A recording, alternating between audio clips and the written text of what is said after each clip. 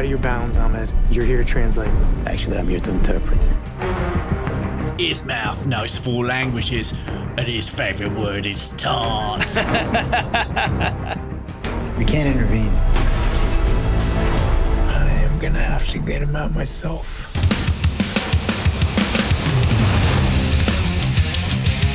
I am the most complete fighter in the world. Yippee-ki-yay, motherfucker. You can call it the art of fighting without fighting. Stick around. Some motherfuckers are always trying to ice skate uphill. Dodge this. Yes, it's a big old welcome to Simon Fielder and Matthew Heighton's Dodge This Action Movies Unleashed. My name, as it says in the title, is Simon Fielder, and I'm sat in a chair located amongst the windmills of Amsterdam. People from Amsterdam will know there's not a lot of windmills here. And joining me across the pond amongst the windmills of London, chicken shops of South London. Wow, it's Simon. Matthew James Elizabeth Warhol Heighton the third. That's close, actually. That was very close. It's the fourth, isn't it? It's the fourth. Yeah, it is. It is. It is. Hello, Simon. How are you? I'm very well, thanks. How are you, mate? A bit of old hay fever in the air, so apologies to listeners if I ever go. Don't get me started. Don't get me started on rubbing my eyes, because once I start rubbing, oh boy. There's that's my no catchphrase. No context clip to cut out. Once he starts rubbing. Oh boy. That's a movie tagline, actually. Simon Fielder is the eraser. Oh, nice. That's already a film, though. Yeah, shame. 2 films, actually. Straight to video follow-up that really? Neither of us have watched. Here we go. Matthew's about to sneeze. He did it. He did a sneeze. He did a sneeze during the podcast. It really built that. I thought I was going to talk you out of the sneeze, but it didn't happen. I was close. Oh well, my God. If the listener needed any proof of the amount of pollen and hay fever that is currently engulfing the two of us, then that is the proof. I've battened down all the hatches in this room. The windows are closed, the doors closed. As regular listeners will know, during this time of the year, that's how it gets quite clammy as the podcast goes on. But it's a safety measure at this point. We're 5 minutes in and welcome to Hay Fever Unleashed with Simon Sneezy Fielder and Matthew Itchy Heighton.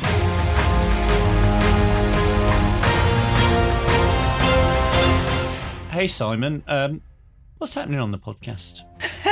Well, I'm so glad you asked, Matthew. Here's what we got for you. We're going to be talking about Guy Ritchie's The Covenant. That's why I said our names before the title. It was like I get it. I get it. Banter Are we going to be talking about anything else today? Yeah. Before we get to that, we're going to get into what we've seen in the cinema and at home that is potentially action adjacent and potentially not.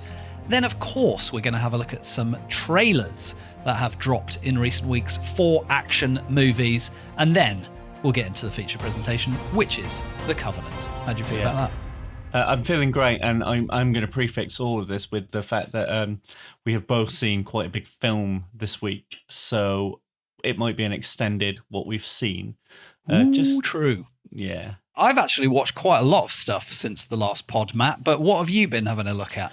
We know there's a big one that we've both seen, so I'll leave that until the end. Love it. I have actually watched quite a bit. I'm going to get my old Letterboxd up so I don't miss anything. Please do. And please follow Matthew on Letterboxd, even though he doesn't admit he's on there. I only use it as a journal. Well, you don't need that now, do you? What with the new iOS 17 journal app? Just keeping this very current because WWDC was yesterday. I can't remember what I've actually watched. There's not much action adjacent. I've watched a lot of TV, so I did all of Slow Horses, which was great. Interesting. Brilliant. I feel like I've seen the thumbnail for that, but I don't know anything about it. Is it Gary Oldman? Gary Oldman. It's set in England. Basically, the Slow Horses are MI5 cast-offs who are sort of in exile in a shitty office. and they are being punished for things they've done wrong, but they are still just having a good go at it, Simon. They're having a good old time. It's brilliant. It really took me by surprise. Oh, okay. And so yeah, I'd absolutely give that a watch. Watched Hellraiser 2 again. We don't have to go into it. We don't have to even explain why you would watch that. That's just obvious. Yeah, and what else have been? Oh, and last night watched the first episode of The Gallows Pole, which is incredible.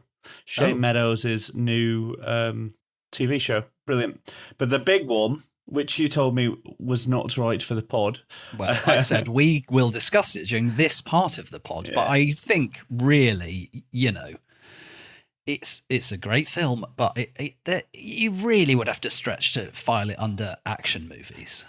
For anyone thinking, what is this film? What could it be? Is Across the Spider-Verse. Absolutely incredible. I think maybe the best animated film I've ever seen. Stylistically, definitely the best animated film I've ever seen. So good. Yeah. It's so good. Also, you say it's not right for the pod. I'll give you that. But the way they do action scenes is mind-blowing. Well, this is going to come as maybe a surprise to both you and the listener. I actually thought, or I would say my least favourite parts of the movie were the action scenes. Although they are stylistically very... the whole movie is incredible to look at. Like, it's a work of art, ostensibly, isn't it? Like the animation, works of just art. like It's the incredible. creativity and the imagination is incredible. But the action scenes, such as they are, like presented in such a sort of like visually explosive way, they're great. But it's A, animated, and it's B, Marvel. So you're working. There's the idea, my problem with a lot of modern Marvel is like there's no sort of gravity in both senses of the word, I guess. Like everything is it's just people flying around in space, blah blah blah blah blah. And this is Spider-Man, so he's all of the spider people are flying around everywhere. The action sequences are good, but actually what made me love it the most, I think, was the characters and the story and the world building. Oh yeah, absolutely. I mean, but it's incredibly well written. It's incredibly well acted. The way they play into sort of, it just feels very like, in the weirdest comment for this incredibly mind-blowing visual thing, feels very grounded and very real in terms of its characters. Like the families feel very whole and solid. Yes, it's a very human story, isn't it? There's flaws, like the difference between the adults conflicts and the teen conflicts are they both feel big, but you can feel the gaps of age and stuff. It's just really, really fucking well done. Like it just blows my mind that they can be so innovative again. Yeah. Like the first thing, just to go back to the action, the first fight, which I won't spoil who it's with, but the way they mesh styles is insane. Yeah. That's but very cool. Even if that was in one style, the way they choreographed that whole contained fight is incredible. It's I just can't imagine how you begin to plan some of the stuff in this film.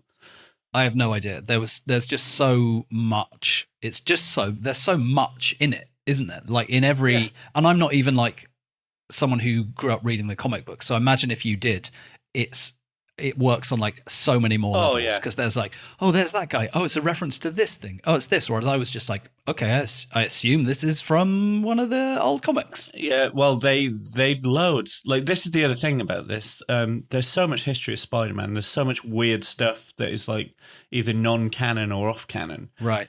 But they appease, so like the nods to the 90s eras of stuff is insane.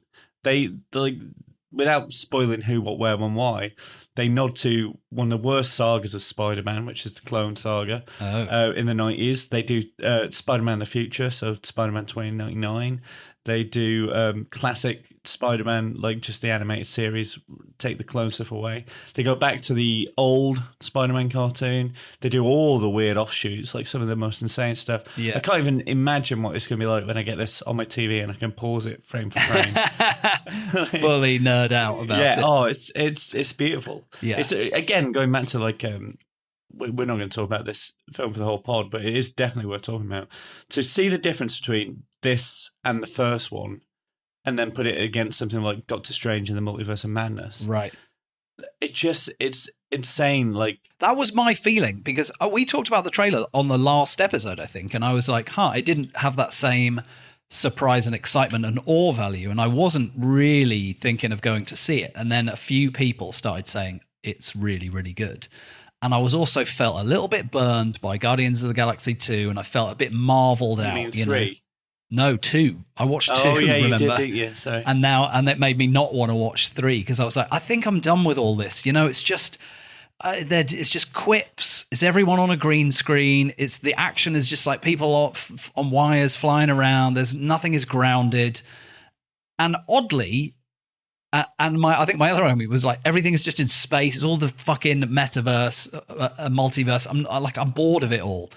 This did all of those things, but well. Yeah. It made me go, oh, okay. It isn't a problem with the multiverse. It's not a problem with the constant quipping. It's like, I don't know, those movies just haven't resonated, whereas this one I really enjoyed. Yeah. Oh, absolutely. I'm it's back great. on the Marvel train. Did you watch Guardians 3 yet? When I thought I was out. Did you watch Guardians 3? No, because I just didn't like Guardians 2 enough. Don't let that... Guardians 3 is a very different beast, and I think it's possibly the best of that trilogy. Yeah. It's definitely worth following it up. Twice bitten, thrice Radioactive. smitten. Yeah. Yeah. Anyway, yes, can't recommend Across the Spider-Verse enough. I mean, I would recommend it to.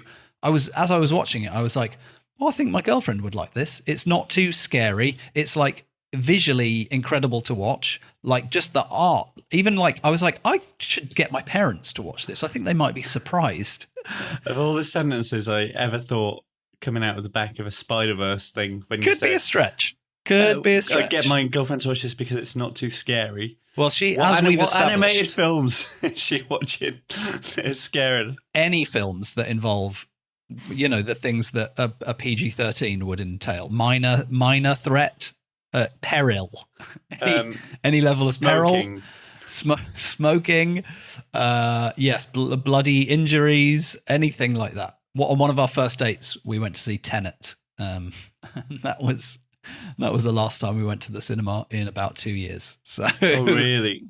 Fair enough, though. Yeah, but, fair enough. Fair play to her, because she could have said, I don't like movies with peril in them, but she didn't. She came to see Tenet with me. And shortly after that, I worked out, that was actually a very bad idea on my part and a very nice gesture on hers.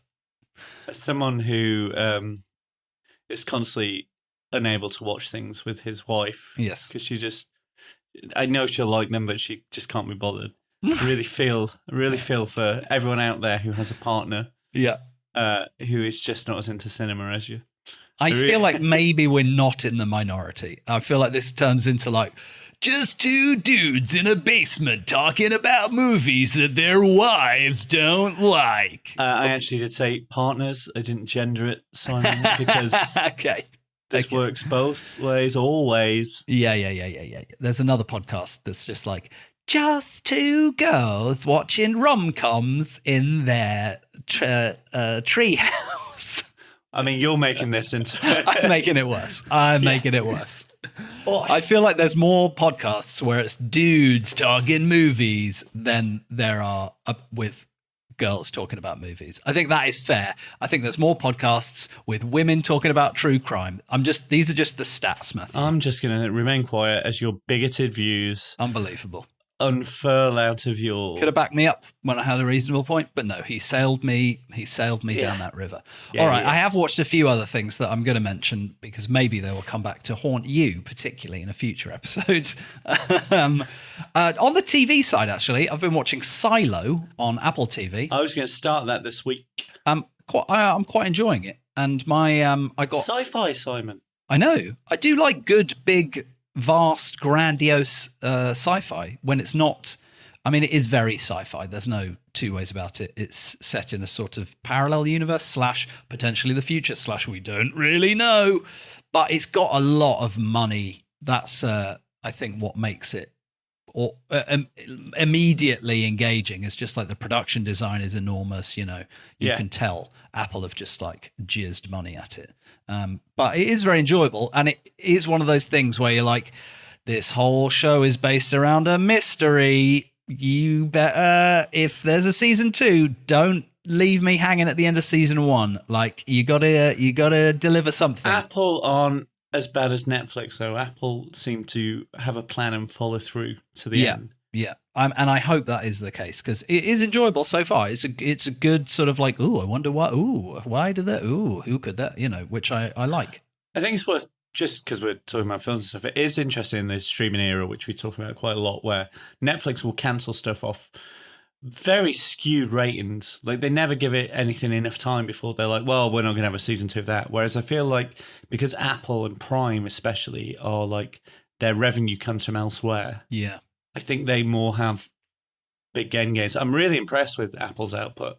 I think they make things and they make them well. Yeah, absolutely true. They're sort of maybe this is an overstretch, but they're I would almost say they're like the HBO of streaming, even though HBO does have a streaming platform. But absolutely, it's more curated. It feels like Netflix is just like a sort of blunderbuss approach of like a movie with 2 people you've seen in another thing, a game show about cakes. A thing blatantly aimed at this demographic, whereas Apple seems to pick and choose a little bit more. Yeah, Apple are making just good stuff. But yes, Netflix is the algorithm machine. Yeah, and every time you get an Apple device, they give you 3 months free. Oh, speaking of Apple devices, is it time for another 3 months free? No, this is back to WWDC. Chat about the AR goggles. Yeah. Okay, good. I'm generally curious. I really want to try them on my head, yes. Yeah. Because watching it, I'm like, I bet they're great. But my first thought is, why are they trying to make us do emails wearing a headset? I know this is what the future will be. And I know Apple always like starts a thing and before it really has the killer app or the thing that's going to make the world embrace it. But I'm just like, like I've tried on a Quest. I've tried on my phone in one of those things. It is fun to do things in VR, play games in VR. I just want to know what it's like. I want to know what the film experience is like. Yes, like that's the thing that really right. But because no one is like, I really want to know what it's like to have my emails in my peripheral vision and messages here and then a spreadsheet over there and I get a headache after 20 minutes. Like, no one wants that yet. Everyone wants more work right in their face. I just want to have a headset on, walk around my house with it all day so I can just be like, keep looking at that spreadsheet while I'm making a cup of tea. In the trailer for this, sorry to go off topic, listeners, but I do think like this tech is going to affect filmmaking. Of course. Generally do. But also, like, why is there a dad in the trailer walking around his house with it on and then trying to play football with his kid? I know. I just think be a more attentive parent. I can't wait to be sort of fed these words back in 2 years when we are all walking around the house wearing these. But and like I've said, I know Apple has been working on this for the past 10 years probably, and this is like just the beginning. Yeah, when this is like the Apple Vision Pro 5. Yeah, exactly. And it's like it'll be like, and we all have one, and it's incredible. But for now, it's like, who is this for? Like, what is the thing that makes you want to buy it? Just playing that hot guns game again on another platform. What's it called? Super Hot VR. It's great. Super Hot VR. Simon, we're so far in, and we're not even at the trailers. I've got to do a spin-off tech podcast. Can I just be a guest on the Verge cast? That's all I want. Yeah.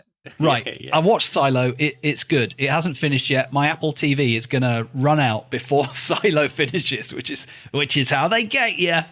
I also watched Blood and Gold, which was so in tandem with our last movie, Sisu, which is like they make a perfect double bill. Also very enjoyable.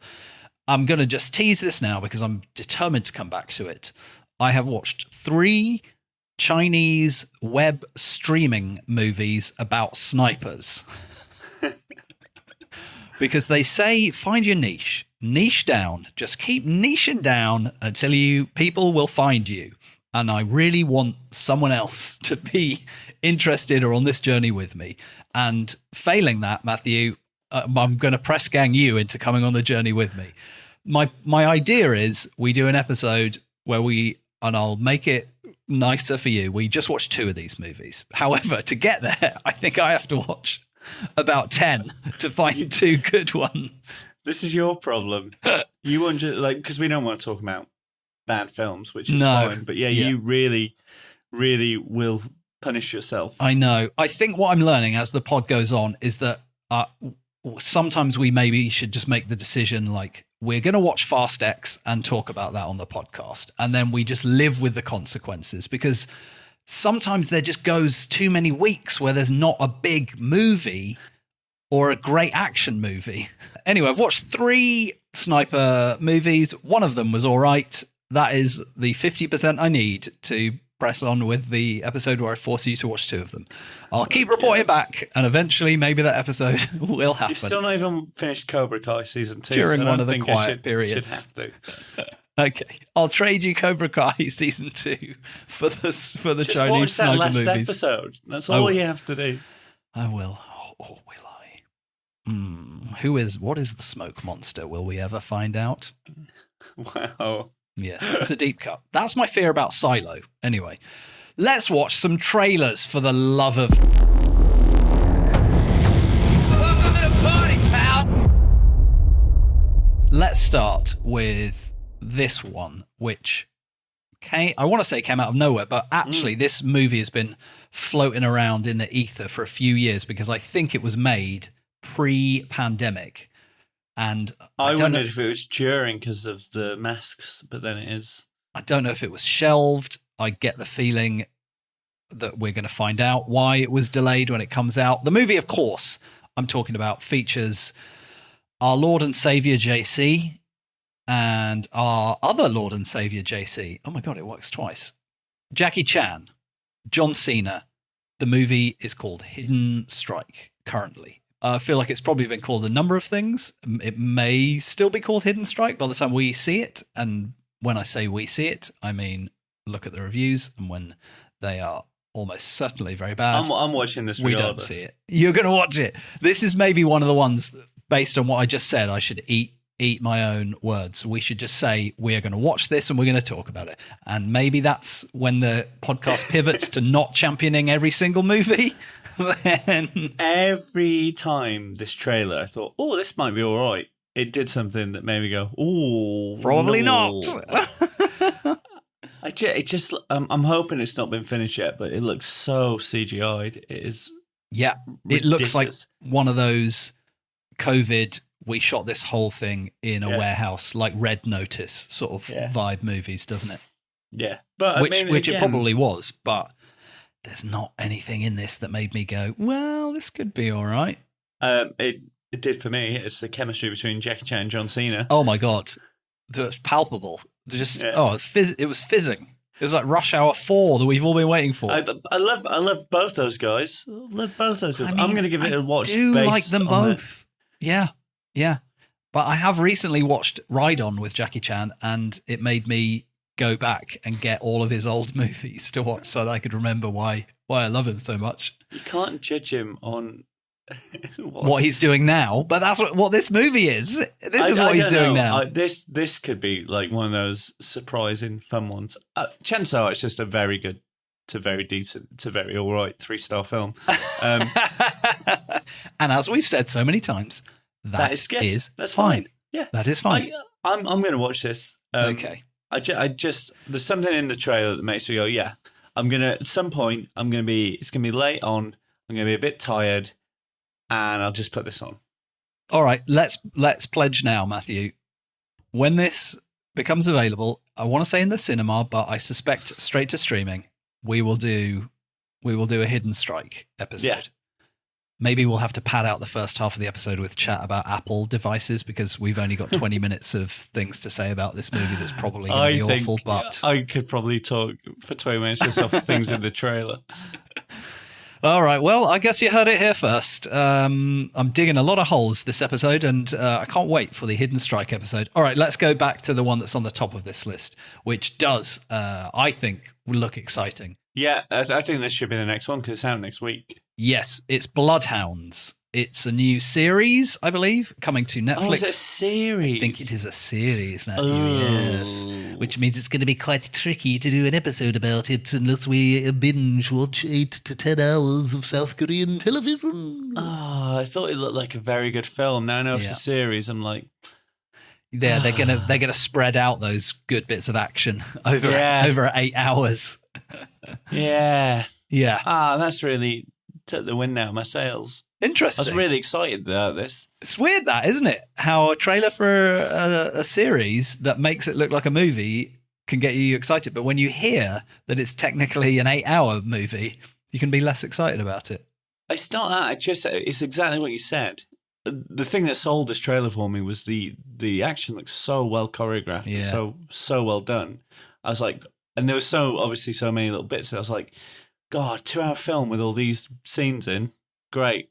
Now I'm like, one action scene, maybe 2 an episode. A lot of, if you're lucky. Yeah, I'm still going to watch it. It still looks great. Yeah, me too. I think it does look good, and as we say, I think almost every episode now. South Korea is on a hot streak of action, and I hope this doesn't change its course. It's called Bloodhounds. It's out next week, or this week when you listen to this. It's about some sketchy young'uns, a boxer, and some baddies. I think I've summed that up pretty well. It's about some guy who's a boxer, gets in debt to the wrong people. The wrong people want their money. The only way out is using the skills he knows. Classic. Boxing. Absolutely classic setup. Well, maybe by the time the next episode comes out, we will have dipped our toe into Bloodhounds and we can start getting an idea. All right, we've got a couple more quick trailers. I put this one in because it felt so similar to the movie that we're going to talk about. It's called Warhorse 1, and it's sort of like the low-budget version of Guy Ritchie's The Covenant. Yeah, it's our Deep Impact to the Armageddon again. Yeah, or whatever the straight-to-video spin-off version of Deep Impact and Armageddon were. Masteroid. Yeah. Again, this... I don't want to talk too much about this trailer. All I'll say is as soon as they put a kid in the trailer who asked, "Are you an angel?" I was out. I was completely out. You're out. I was so in. I was so in when that happened. I was like, Jesus Christ, no kid talks like that. Yeah. You can learn a lot, I think, from what goes into trailers for low to medium budget movies. And well, maybe this is the perfect way to seg into the fourth trailer, because Warhorse 1 looked absolutely fine. Fine, yeah, it's absolutely fine. Could be like, oh, that was actually quite an enjoyable DTV low budget streamer, a bit like Lone Survivor. Well, it could be like a Rambo, like it looks very much in the woods being chased. Yeah, it could easily can't tell how much action there is or how good it is. And also, I think we'll touch on this a bit later, but sometimes with the lower budget ones that lean into the genre a bit more, it's like, oh yeah, it is an action movie, but also a war movie. Whereas I think with like this movie we're talking about, calling it an action movie feels a bit like disingenuous to some degree. It's an action thriller. It's definitely an action thriller. Yeah. Anyway, talking of choices made in trailers, let's talk about The Great Escape. This trailer has baffled me. It's like... He's been baffled. It's like someone set a weird action come martial arts film in the same universe as Napoleon Dynamite. I would watch that in a second. I would watch that. I'm just intrigued by this. It's directed and starring a guy called Sandeep J.L., who, this isn't his first movie. He's made several movies of this ilk, which is to say, very low budget. Clearly, I have a vision. I am going to be an action movie filmmaker / star / martial artist and bring Indian actors into Hollywood action movies. And it's really, I mean, it could go, on the one hand, the action looked quite good. That's why I put it in, because everything in the first minute of the trailer was sort of borderline The Room level, like this looks very, very bad. And then the action kicked in and I was like, okay, this is what we're here for. It looks like that might be pretty good, actually. I don't know. I genuinely thought your connection had frozen. There was such a big gap, and I saw like your eyes roll back in your head almost. I was just thinking about it. The thing about this is I just can't tell what tone it is, and I think it's either going to be really brilliant and become like a cult classic for me. I think there is no danger of this movie not taking itself seriously enough. There is not a hint of irony in the trailer in any way. Well, this is what I can't tell. Like, it seems like, which might make it brilliant. Like, because I love films like this. It feels like it's played so straight. Yes, but at the same time, like, and like, I don't know. It might be brilliant. It might be like a Taika Waititi early sort of maybe film. I can't tell if the comedy stuff in it is intentional or not. I don't think it is, and I don't want to shit on people following their dreams and getting movies made, because that, as we know, is the hardest thing. But oh goodness, you do. I don't know. I want to watch it. I really want to watch it. Yeah, let's put it on the. It's gonna go from every single movie we've talked about is a recommend from us to look. There's not enough great action movies coming out. We've got to talk about some other ones. You're going to have to listen to the episode before you decide to watch it. I'm very sorry. Actually, it's probably better marketing that way around, isn't it? Like, wow. Listen to the episode first, then make your mind up. Yeah, no, I'm keeping my eyes on it. I just support independent cinema. Yeah. Do you know what? If I say it comes in at 90 minutes, absolutely no problem. Yeah, I'm saying if it's 87 or below, I'm going Price is Right rules. Then yeah, I'll give it a look. What is your cut? Mine is 97 is my 97 is good. I think 100 is a solid. I think once it goes into triple minutes, then I'm like, okay, I've got to really decide. Yeah, when I pressed play on The Covenant, I was like, God, I bet this movie is going to be 2 hours 40, and it was a solid 2 hours 7, I think. So fine. Well, we'll get into that because I think it was a lean 2 hours 7 as well. Matt, not to sell you any more than you already are, which I feel like is 100% on Chinese web streaming movies about snipers, but those movies come in at, we're talking 82 minutes a pop. That does make me. That's a great sales pitch, isn't it? You want another sales pitch? They're on YouTube. That has lessened your sales pitch. You didn't like that? Oh, because maybe you don't have YouTube Premium, so you got to watch adverts in them. I forgot about that. Mate, once you go YouTube Premium, you never go back. Actually, I had a free trial and I cancelled it. I didn't think it was worth it. What? Yeah. I guess maybe you don't watch as much YouTube as I do, but good Lord. I would say if I was going to cancel one streaming service, a YouTube Premium would almost be at the bottom of that list. I watch so much YouTube, and taking the ads out is an absolute game changer. This is this has turned into my spin-off tech podcast a little bit. This is your midlife crisis coming through. People who know old Symes know that he bloody loves a bit of tech. Hence me watching a lot of YouTube and listening to the Verge cast. If you don't watch every video that MKBHD puts out, do you really like tech? On YouTube Premium with no adverts? All right, it's got to be time. Yeah. It's that time in Simon Fielder and Matthew Heighton's Dodge This Action Movies Unleashed for us to head through to the feature presentation, please. And now, our feature presentation. Dodge this. The movie that we're talking about today is listed as Guy Ritchie's The Covenant. On IMDb, it's just The Covenant. But on the poster and on the title screen where we watched this on Amazon Prime Video, currently streaming in the UK, and probably around the world by the time you hear this. It's called Guy Ritchie's The Covenant. Why have you got a problem with that? What do you know about that? You got no problem with it? Is it because he really wanted to make sure people didn't confuse it with the other movie called The Covenant from a long time ago? Or is there more to it than that? I think it's probably all his films have been Guy Ritchie's in the same way John Carpenter's are all John Carpenter's. Are all of Guy Ritchie's films Guy Ritchie's Cash Truck, Barrel, Guy Ritchie's The Gentleman, Guy Ritchie's Plum de Guerre? None of them are. That one was called. He just seems to have done it for this one. Yeah, exactly. Guy Ritchie's Swept Away. I don't remember that. So people don't confuse it with Alien Covenant. Another great director, John Alien. John Alien's The Covenant. Oh boy. Yeah.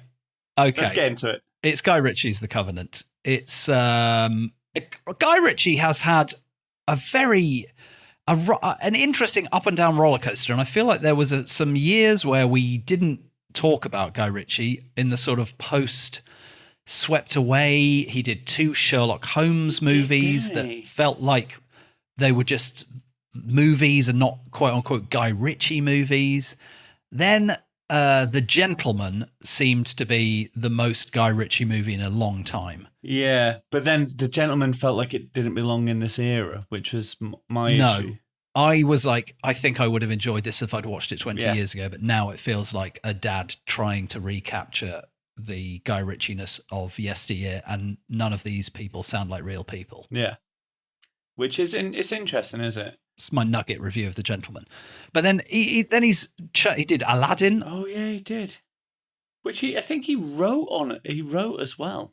Possibly. But maybe making Aladdin meant that the studio gave him some leeway to crank out a few things that he wanted to make. Wow. I just got up Guy Ritchie's IMDb, and he has 4 upcoming projects. And one of them is Aladdin 2. Good Lord. Yeah. Is that like based on the straight-to-video Aladdin sequel, Jafar's Revenge? Yeah, what it's called. I can't remember what that's called. It is. I think it is. Is it Return of Jafar? Yes, I did hear that Guy Ritchie had been booked. Is that is that what you do to a director? You book him. This is actually interesting. He's got he's doing a Gentleman TV series. Okay. Untitled Guy Ritchie's action movie, which I hope is the actual title of that film. Guy Ritchie's untitled Guy Ritchie action movie, yeah. Aladdin 2, Return of Jafar's Revenge, yeah. yeah. And then The Ministry of Ungentlemanly Warfare. Yes, that's based on a book. That's all I know, as I was reading about that. Yeah, Aladdin 2. I read that he had signed on to do another live-action Disney movie, so I guess that is what that is. Yeah. Anyway, my point was he made Aladdin, which made a shit ton of money and probably put him in the good graces of the studios, such that perhaps he got to do a few more things that he was, not that he mightn't have been excited about Aladdin, but I don't know, personal projects. Wrath of Man, aka Cash Truck, which I've not seen. I watched it during the Pano. I thought it was all right. Yeah, I think it would actually be like the perfect movie for this pod. It's Statham, it's action. Again, it had some nice bits in it, and then it just had some dialogue that was like, who? No one talks like this. And I don't know what. When Lock, Stock and Snatch came out, we were just like, I mean, I guess no one talked like that, but it seemed cool then, whereas now. It's like, it became its own 90s thing. It just, again, it became with. People talked like Lock, Stock and Snatch after they came out. So it felt very of its time, and then obviously that's passed, and then it's just one of those things. It's like, I always think, really non-action tangent, but Buffy had its own sort of language that felt very of its time, but now if people talk like it, you go, "Oh, that feels very dated." Right. So I mean, I guess things. We all spoke like Chandler from Friends for a period of time, No, I suspect, we or Ricky Gervais from The Office. Simon, in fact, I feel like talk about this film. Do we have to anyway? Wrath of Man was pod perfect. Then he made another movie which sort of got shelved for a bit, called I think Ruse de Guerre, Operation Fortune, which has recently just bubbled up on again on Amazon Prime.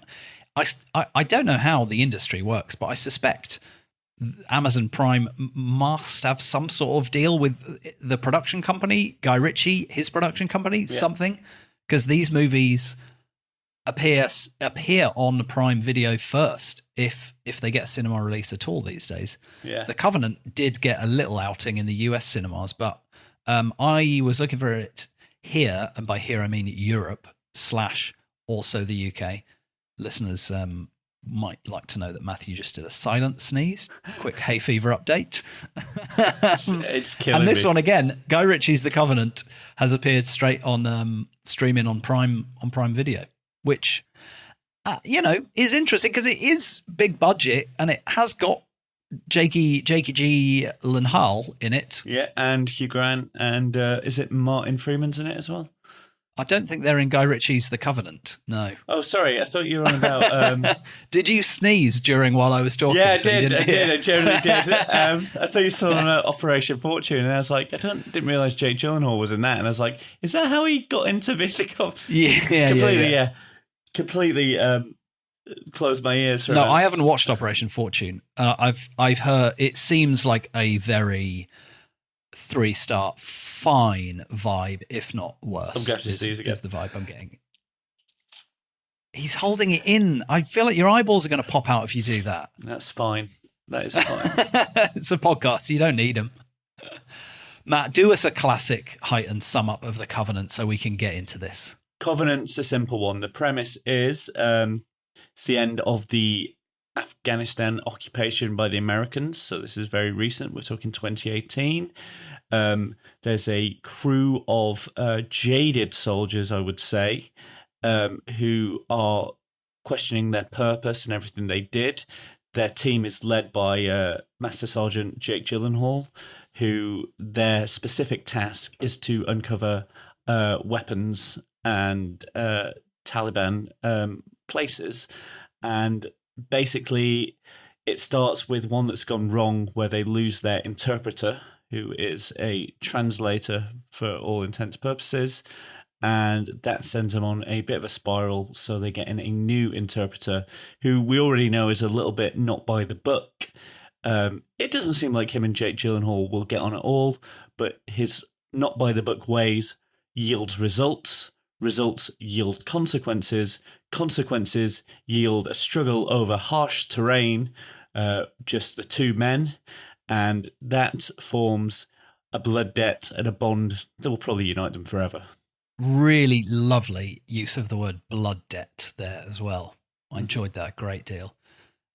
He saves his life. The interpreter saves his life, and I mean all of this is in the trailer, so it's not any huge revelations. And I think that this is sort of, it's not based on like a real event, but it is based on stuff that happened. And I think the thing it's hooked on is these the interpreters were promised that if they worked with the US Army, they would get a special visa so that they could move to the US afterwards. So after this guy saves his life, he's like a wanted man and has to go into hiding from the Taliban. And so Gyllenhaal is like, I got to go and get him.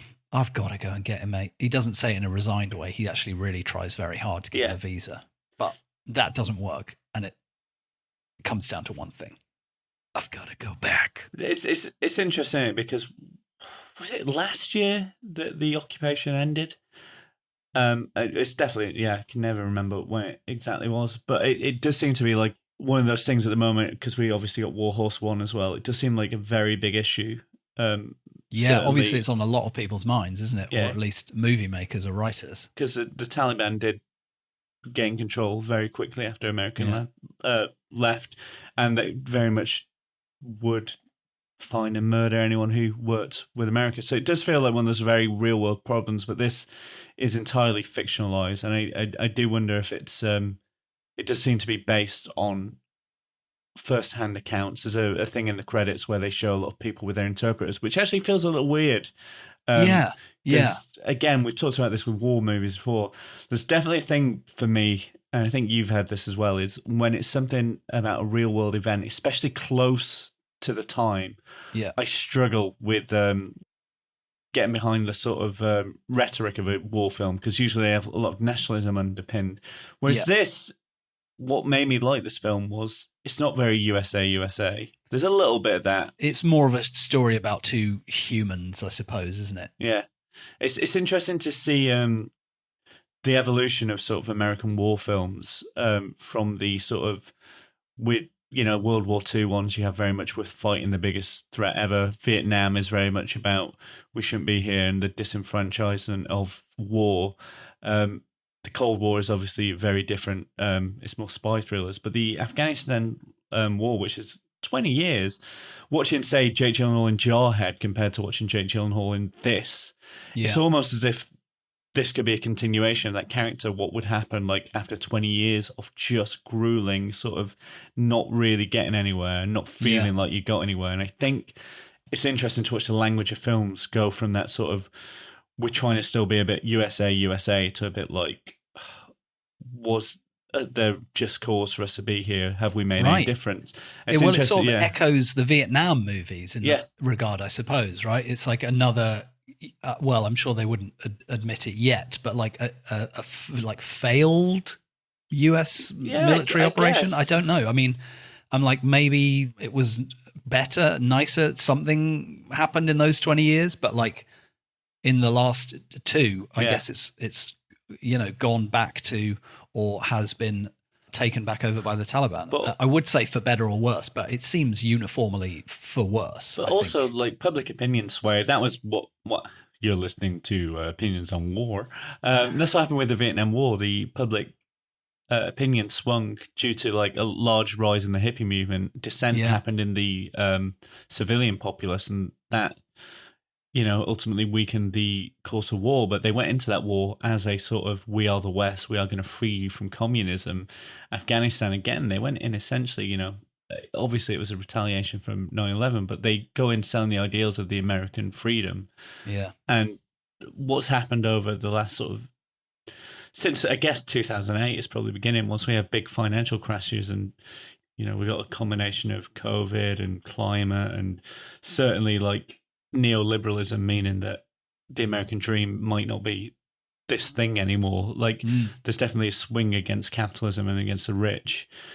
So and against spending billions and billions on overseas military operations. It's interesting, is it, to what everything that's happened since 2001 to now is such a different landscape, certainly socially, and I think this is where this film really stands out in terms of like, it's not a war film, it is a very human film.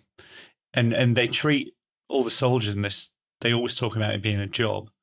They no longer talk about a cause, they talk about it being a job.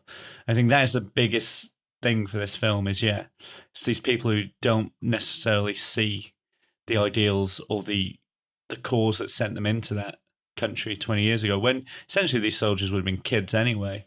Yeah, it's mad, isn't it, to think you could have gone to Afghanistan as a 20-year-old and then still be there and be 40. Yeah, and I think as the greatest sell for this film, if you're not into sort of war films, it's not a war film. It's very much a character-driven human piece, and it's about circumstance and unfortunately on the background of two big things, countries like the Taliban's regime and also America's regime. It's very, very well done. And the thing is, like, it is tense, this film.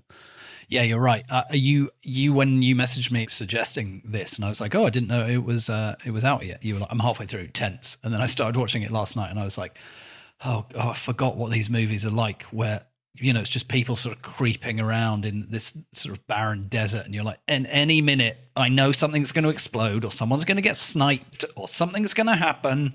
Yeah, it is very like, it's quite gripping, I would say, for that the initial part. It's really gripping. It put me in mind of Behind Enemy Lines, but in a very different way. But it is that thing of like, there's nowhere to breathe, there's nowhere to be safe. But they didn't do it in that slick Behind Enemy Lines way. Like, no, I feel like Behind Enemy Lines would be more appropriate for this podcast because it feels like more of a slick, hoo-ha, Hollywood like action movie. Whereas this is like, it's difficult to kind of talk about it in action movie terms because while it does have, action, gunfights, explosions, fights in it, they're not, they're couched in like realism and, oh, this is like the reality and slightly terrifying nature of being in this unexplored terrain we don't know with an enemy that is a bit unpredictable or whatever. It's like, you don't want to be like, oh man, there's this really good bit where like they stab this guy in the neck and it's like the choreography is amazing, which I think is what makes it tricky to talk about this in action terms. Yeah, absolutely. But again, this is the interesting thing, because we don't watch a lot of these. We do, because that's when you have these debates about violence and stuff in film, I think that is the difference. Is like, if we go back to Sisu last week, it's cartoonish, it's gory and it's grotty, but it's like there's no way you can think that this is a real thing. Right. Whereas this, it really puts you in that mindset of going, oh fuck, this is awful.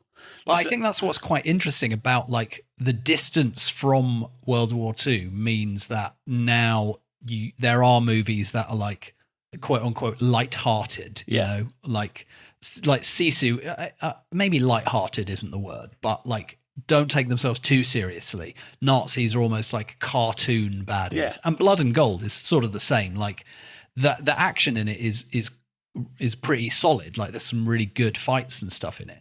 And while it is like, quite serious, it's less.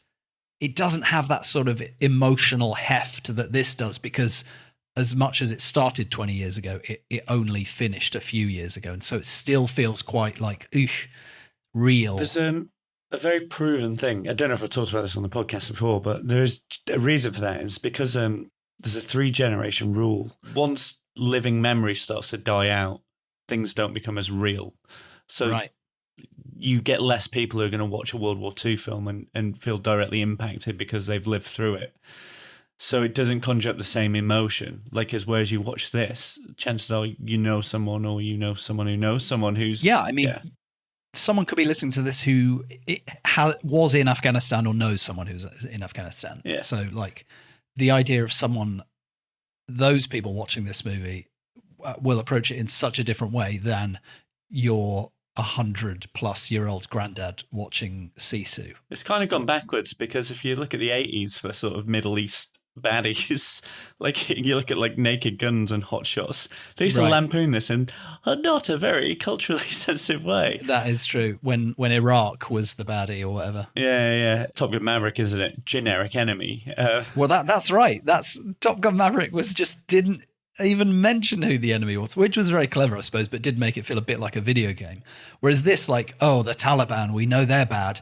They are still sort of quite a faceless enemy in this. Yeah. And maybe that speaks to the actual reality of it, in that it's not, the power structure is spread out. It's difficult to chop off the head of the snake because it just pops up somewhere else, blah, blah, blah. But there's no real, this isn't like an exploration of the Taliban and how they think, which is interesting in itself. One of the things that really clicked with me on here, because I don't obviously know enough about Afghanistan. I'm sure you're the same on this, but there is that sort of idea that in this they very much make much of the populace, resent them and call them murderers, and I assume that is the case. But you don't know, because there's got to be support there. There's got to be stuff like that. But this is the thing, we're talking about this in a very sort of dour way, because it's exactly what you said. It's not the action films we watch where we're like, oh my God, did you see that kick? It's very much the one that's gone, I can't stress this enough, this is a great film. This is absolutely worth your time. Yeah, I don't think it's up there with Spider-Man Across the Megaverse. No. But that would make a great palate cleanser after you've watched this, in fairness. I think the other way around. Oh God! Can so you much silliness. I just want to go. I'm too delighted with Spider-Man. Can I watch something that is a bit too real and tense, please? Thank you. In our terms, though, I think this is a very good film to watch in terms of filmmaking. In it is brilliant.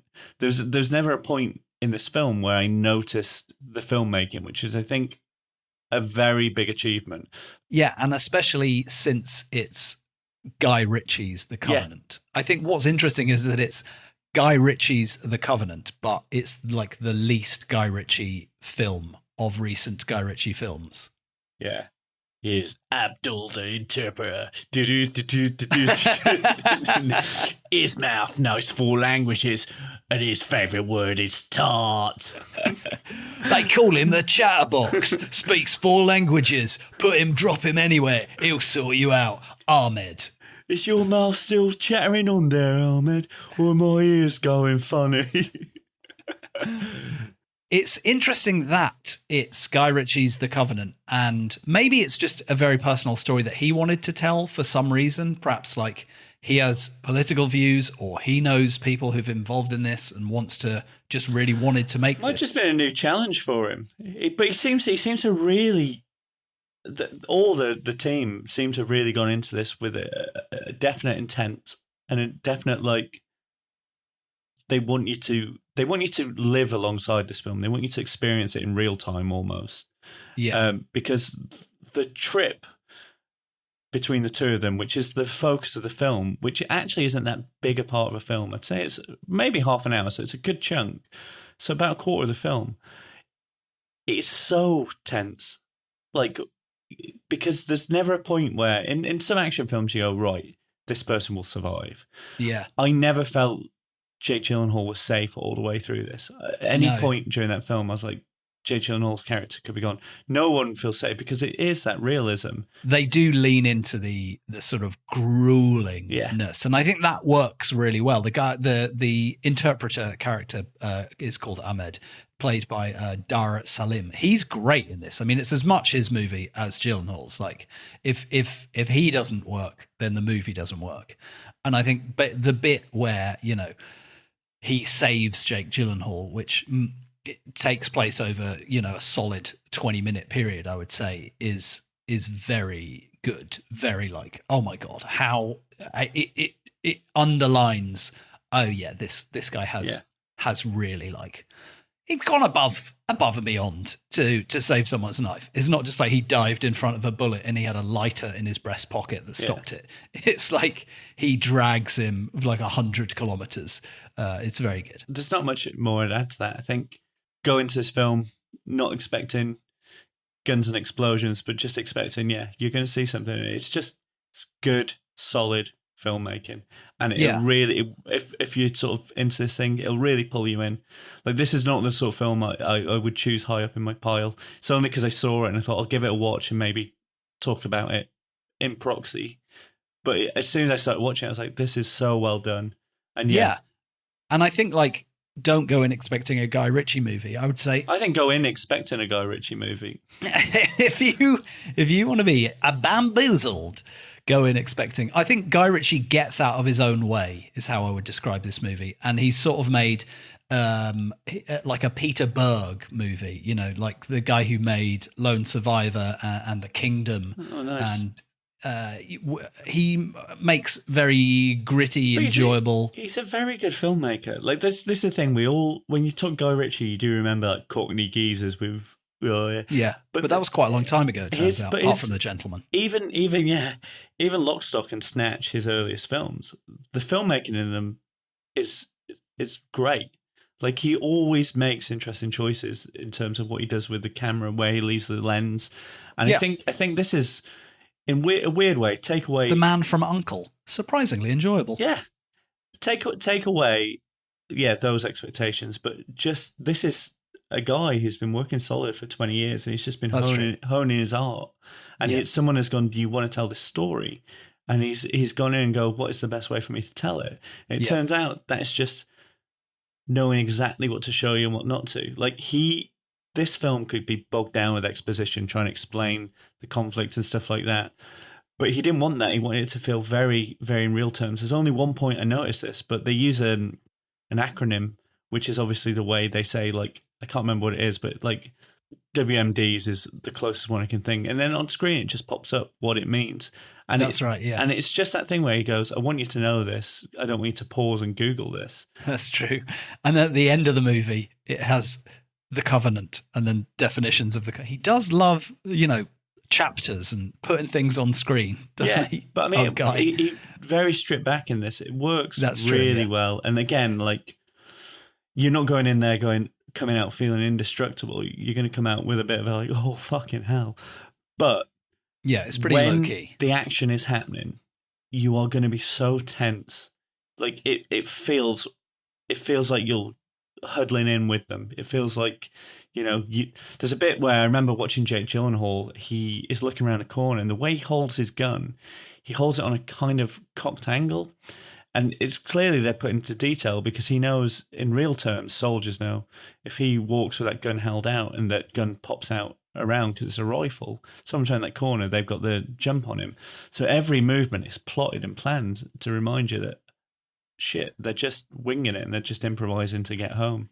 Yeah, it does fall into the camp of realism more than movie making action scenes, and even there are a few big action scenes, sort of largely, well, unsurprisingly, military style shootouts, and they are quite big and bombastic, and there's explosions and there's lots of people getting shot, but they're not like John Woo filming a military shootout.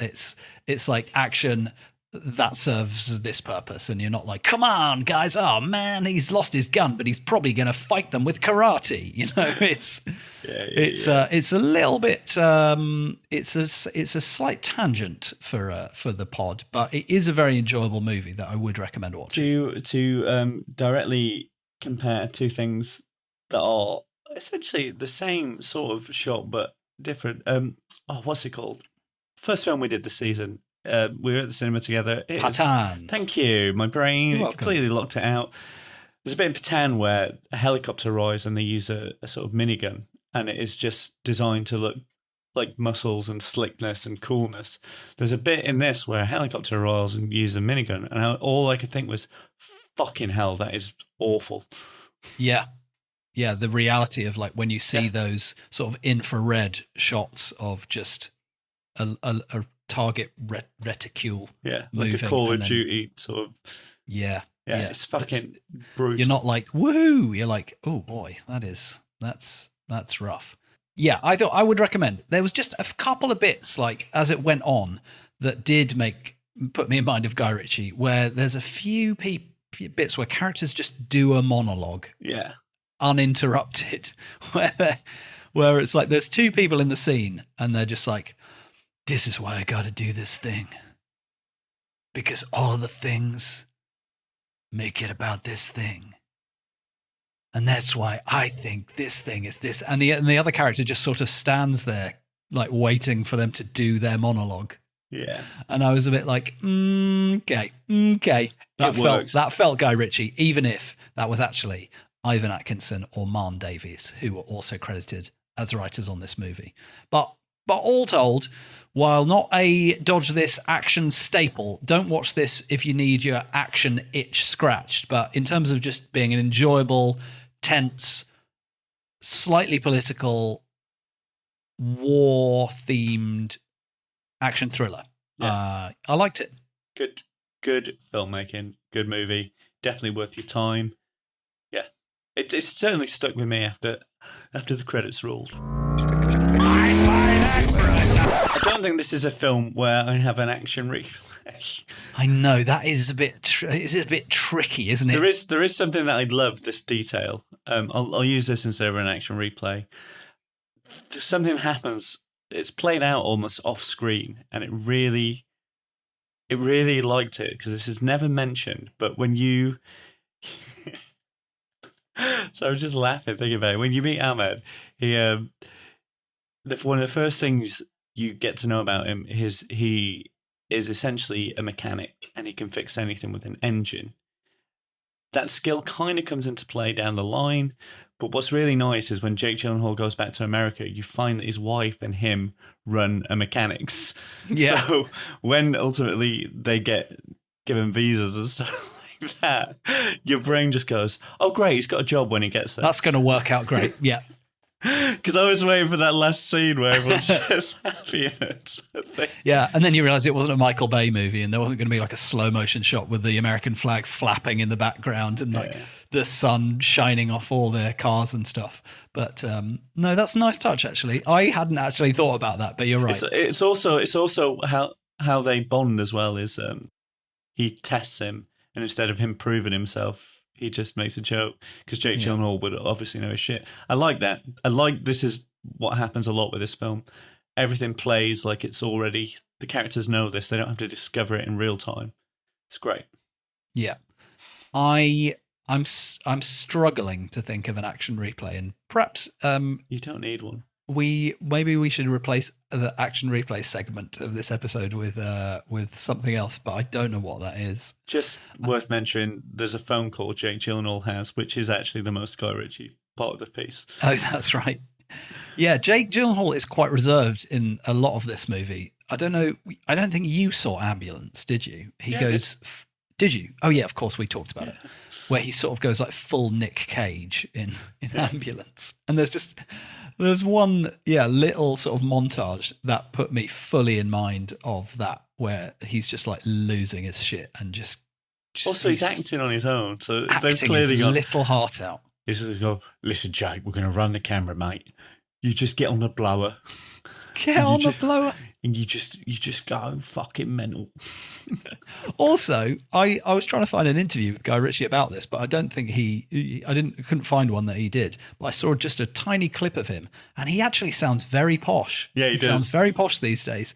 I don't know if he's always been posh, or maybe he unposhed himself at the beginning when he was doing Lock, Stock, and then he's just gone back to his default posh. It's just like the idea of him writing like his early scripts, and then he says, "Get up those apples and pears." Get him on the blower, you old rascal. I don't know why it says rascal. I think we're out. I think we're done with this. I think we're about done. Give it a watch. That's the Covenant. Yeah. It comes with a dodge this, recommend as a good movie, but not a dodge this. This is a great action movie. Recommend. Know what you're getting into. That about wraps it up for this episode. I'm going to call it now, and I hope this is going to be the case.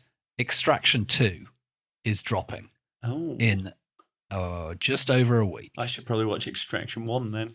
Your homework before next episode is to watch 2 Extraction movies, in the hope that that is the one we cover. Failing that, it will be one of the awful ones that I have agreed to during this episode. You're right. I'll go in with more of an open mind. Yeah. As usual, please get in touch. And, as I say, sometimes it goes a little bit quiet in the world of action movies, and I would love to have a list of surprise recommends from people. Trying to keep them, I'd say like within the last year is nice. We're trying to keep them recent, but I'm not ruling out eventually maybe we'll have to pad out the catalogue with some classics. So either that, or we're going to have to watch. I've forgotten what it's called. Just fade out, Simon. Just Hidden Strike. Fade out now. You can follow the pod on Dodge This Pod on Twitter. Matthew and I are on there as well, and on Instagram. And if you would like to support us by giving us real money, there's actually the option to do that in the support the show link in the show notes. Oh, nice. In the meantime, I'm off to watch another 5 Chinese web streaming sniper movies, so that I can force 2 of them on Matthew. And I will watch the rest of the Hellraiser series for no reason. That must be due a reboot any day now. It got rebooted a few years ago. Well, there you go. Last year. I'm out of the loop. Was it any good? I haven't watched it yet. I'm building up to it. That was we could have really stuck the landing there, but we didn't. We fumbled it again. Yeah, I'm just going to have to fade this out. Yeah, get rid.